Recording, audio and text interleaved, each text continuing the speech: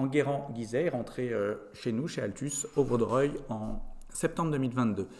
Il va passer 2 ans avec nous, avec comme objectif d'intégrer une fac américaine à la fin de ces 2 années avec nous. La première année est une année où il a le baccalauréat, qu'il va sans aucun doute avoir et avec de bonnes notes, parce que c'est un bon élève. Et en plus, chez Altus, nous sommes extrêmement vigilants quant aux études. Nous avons 100% de réussite au bac et nous n'avons aucune inquiétude sur le résultat qu'Enguerrand va avoir. D'un point de vue golfique, quand il est arrivé, Enguerrand avait cette capacité de faire des bons scores, mais avait surtout une énorme régularité dans son jeu. Il pouvait faire, je dirais, 76, 77, 78 un jour et 85, 86 le lendemain. Donc l'objectif était d'être régulier. Ce swing d'Enguerrand a été pris le 6 mars 2021, Enguerrand était venu faire une séance avec moi et était venu visiter nos installations avec ses parents. Il m'avait demandé donc à la fois l'avis que j'avais sur son swing, comment je voyais les choses pour son évolution et en même temps savoir ce qu'on faisait chez Altus.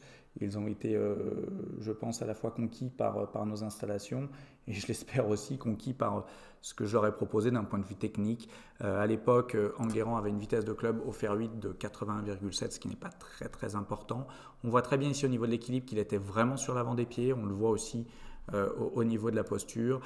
Il avait un démarrage extrêmement extérieur, principalement au niveau des mains, et un bras gauche très très très vertical en haut du backswing, avec un déséquilibre vers l'avant. On voit que les talons n'étaient absolument plus au sol, ce qui l'obligeait au retour à tourner très vite, avec un club qui le replaçait bien au niveau du plan, mais par contre au niveau du chemin, ça n'allait pas. Le club était trop les mains étaient trop à l'extérieur et donc ça crée souvent un problème de contact. On voit que 7,8 d'angle d'attaque, c'est beaucoup trop descendant, une face qui était très à droite du chemin et donc une vraie irrégularité au niveau des trajectoires, au niveau des contacts et je me répète, du mal à faire 2 parties plutôt correctes.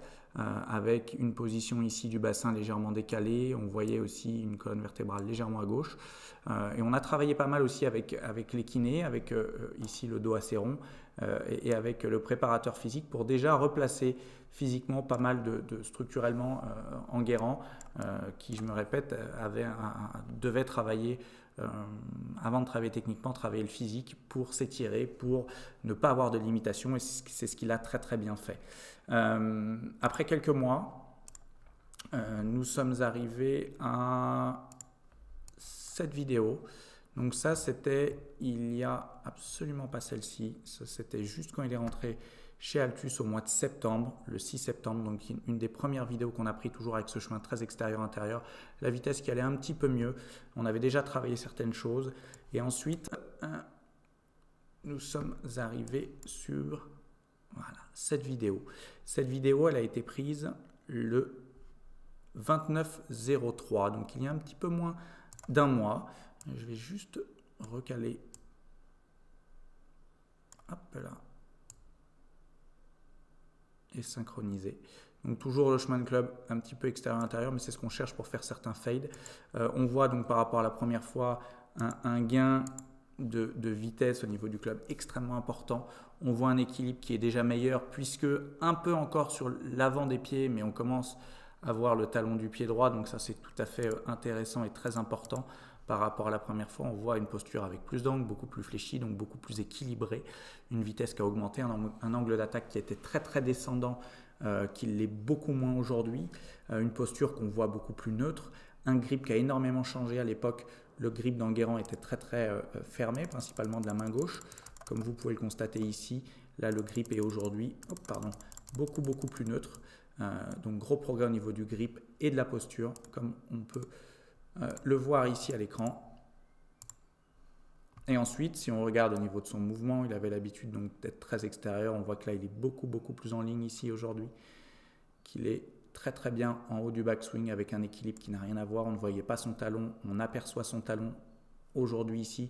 Donc on voit que la rotation est bien meilleure, qu'il est parfaitement placé, qu'il n'a plus ce bras gauche très vertical et un coude déconnecté, qu'il n'est pas déséquilibré vers l'avant, donc ça n'a absolument plus rien à voir. Le retour lui aussi est bien meilleur. On voit un club qui est beaucoup plus au milieu de sa poitrine ici, tandis que les mains étaient très nettement en avant ici, avec beaucoup de rotation.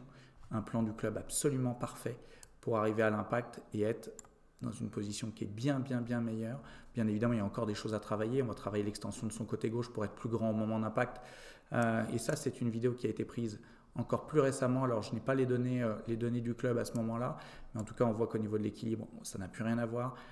On est parfaitement au milieu des pieds, donc un équilibre qui est bien meilleur. Ça, c'est une vidéo qui est très récente, puisqu'elle a été prise il y a quelques jours, il y a exactement 10 jours.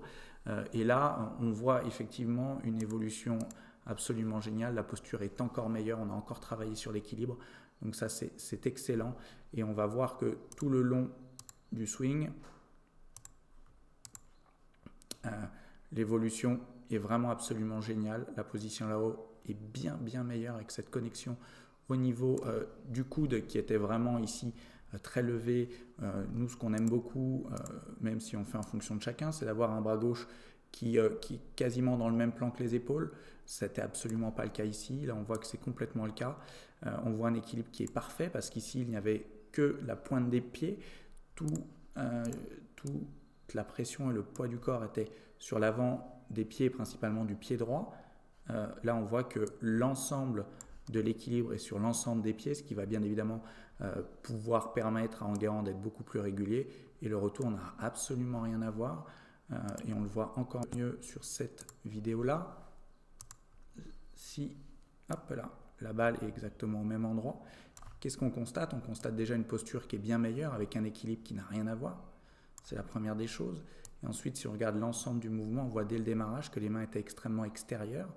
Et là, on voit que les mains sont bien meilleures. Et regardez en haut du backswing, cette différence absolument colossale, où là, on voit ce déséquilibre, cette déconnexion du coude droit, cette verticalité du bras gauche. On voit ici une position qui n'a absolument plus rien à voir. Donc c'est absolument, le travail est absolument génial. Et si on revient en arrière, on voit là aussi un trajet des mains qui n'a absolument rien à voir, qui va être beaucoup moins par-dessus, mais un trajet des mains qui est excellent pour une rotation ou un impact qui va être beaucoup plus facile à avoir et un finish qui va être beaucoup plus facile à avoir. Et comme je le disais tout à l'heure, Enguerrand avait du mal à être régulier.